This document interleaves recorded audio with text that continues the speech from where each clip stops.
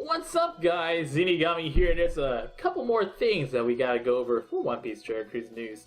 The next mission that's coming up is going to be the Skypia Fortnite, the Shandoa characters Fortnite Island. Is going to be deal 50,000 damage as many times as you can.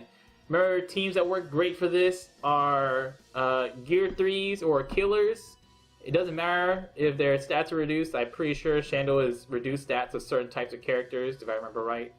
But it's to deal 50,000 damage. You want to bring a couple weak characters, and I will have a walkthrough video when that comes out. I believe this one was the old updates. Let me check one more time just to make sure there wasn't anything on here that I missed. Because we gotta wait for it to do the loading. Ba-bum. Yes, we already went through all these. We're getting Rayleigh Fortnite Island once again. If you don't remember what Rayleigh Fortnite Island is, it's 50. Every time you run it, it costs 5 experience. It gives you 50,000 experience whenever you beat it. It costs 5 stamina. It gives you 50,000 experience when you beat it. It shows up 3 times. You also get a free gem. It's very, very easy to do. And if you happen to have re-rolled a new account during Sigil Fest, this is a great way to just shoot up in levels. Personally, it only gives me about a third of a level, but whenever you're low level, like level 25, you're just starting out, bam, it just jumps you way up. Really helps you get those higher crew cost characters. We're getting free keys just for logging in. Free keys on days, that's always nice. Then we get Lobster Island coming around again. If you didn't do your Lobster Islands before, or you don't have lobsters saved up, lobsters are very rare to get from story mode. So it's a very good idea to keep at least 2 to 3 lobsters of each color saved up, so that way you can evolve characters once you get them. Lobsters are an evolution unit that you need for some the later characters in the game, and they're just kind of hard to get. And then turtles. We get turtles from friend points on the 16th, so finally on the global, since we've got 100 pulls now, we can actually get those pulls and get some turtles. And you can get elder turtles from this, so hopefully you guys get some elder turtles, get some free experience. And we have the Prison Break Mr. 3, Impo Down, Mr. 3, and Bon Clay Island. The characters themselves are really useful if you want to get sockets for their other versions. Mr. 3 is a side version of his Int story mode character or rare recruitable character, and his Int character is better, so that Mr. 3 Int Slasher is better. So if you have him, you might as well level him up. You can also get X-Drake skill books from this, and Jozu skill books especially. Jozu is a very useful character who completely negates dex damage for 1 turn. There's many, many different ways we can use him. But as far as the actual character drops though, the actual characters themselves aren't as super good, but if you use them for sockets for the other versions, best way to use this Fortnite Island. We also have the Valentine's Day characters still out. Still from Rare Recruit. I do not recommend Rare Recruiting for them. I always recommend waiting for Sigil Fest. And we have Garp Fortnite Island out, or Garp Raid Boss out again. This still continues our weekly raid bosses on Global. It's just kind of really quietly showed up. And they so far every single week since 2016, we've got a raid boss every week. And I think it's just safer to say we have weekly raid bosses on Global. We also are, if you guys have used the character database or damage calculator in optc.github.io, you might have seen that notification that says that the original creator is just less interested in the game, and he's no longer going to be updating the website. Since that's happened, if you don't know how GitHub works, it basically is a online hosting or this particular one, the github.io, is like basically a web-hosted server for code that you can program your code and put it on their servers, and it'll run on their servers for you. And he has allowed us to fork his code that lets us basically make a copy of his code and run it on our systems. That's the link that he's linking to his repository for. That's the really quick, non-technical way to do that. So we are now going to be maintaining the code over at optc-db.github.io. It's myself and a guy from Reddit who goes by Chopperman over on Reddit. He's also going to be on it, and maybe one of the guys who is from optc-guide.com is going to be working on it. But the guy, the Reddit user, Chopperman, who, let me get his Discord username too, because he deserves the recognition. What was his name? on Discord. Monfish is his other name. So Monfish, he's gonna be taking care of it. Great guy. He's already done documentation over all the stuff. I'm just gonna be helping, doing a little bit of development here and there, or just giving data to the characters. So don't worry, that database will be updated.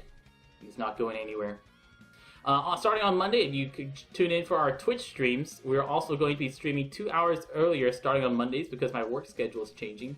And so if it was, now it's going to be starting at 7 p.m. CST-ish, sometime around then. That's when I'll be starting streams, maybe 6 p.m. CST. I haven't really seen what time or how early I get home from work. That's going to tell when we are actually going to be streaming on Twitch live. And if you guys saw my video that I posted a couple days ago that showed how to manipulate RNG, that you could change the way that bosses do things at the end of turns. So if boss locks a random character, disappears a random character. This works for Blackbeard's 25 turn lock. This works for Kuma's throws someone away and makes them disappear. This works for Hancock's 99 turn lock. Anything that happens at the end of turns, you could randomize those. Now, what this also works on is any regular attack at all. So let me give you an example. Let's just say that this is a boss fight, and I really need to get matching orbs on all my characters. I attack with all my characters. I need matching orbs on all of them.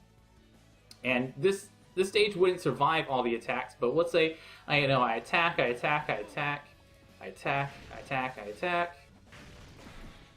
and then the enemy attacks. I'm going to close the game and come back. Okay, let's just say this boss I need to get full matching orbs on. I mean, it's very, very low chance that you can get that, but when you come back in the game and continue the stage, it actually shows you what orbs would show up. Like after the end of the attack, you notice that all the orbs are blank and enemy does its animation. This works as long as the enemy does any animation at all.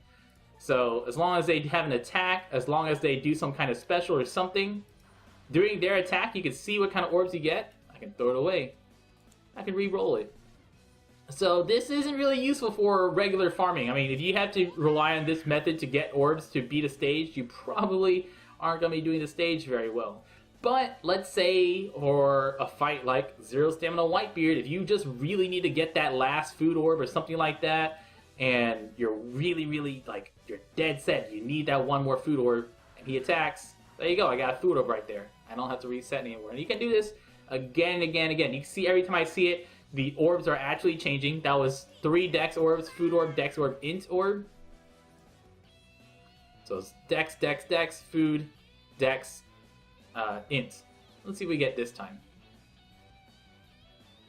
Yes, I would like to continue. And now we got completely different orbs. So a couple caveats with this little bit of RNG manipulation here. A, you have to actually finish your attack. Let's say that I attack like this, and then I end my attack. Also, if you move between stages, so this animation between stages, this does not randomize. So even though if I beat the stage and I move between stages, it will redo that animation every time.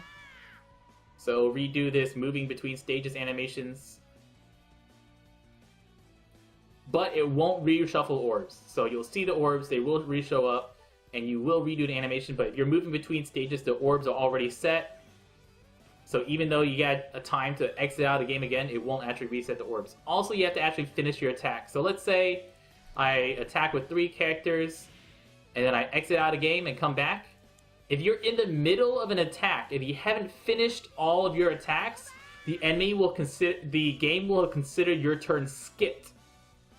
So it'll actually just skip your turn, and the enemies will just straight up attack you right after that.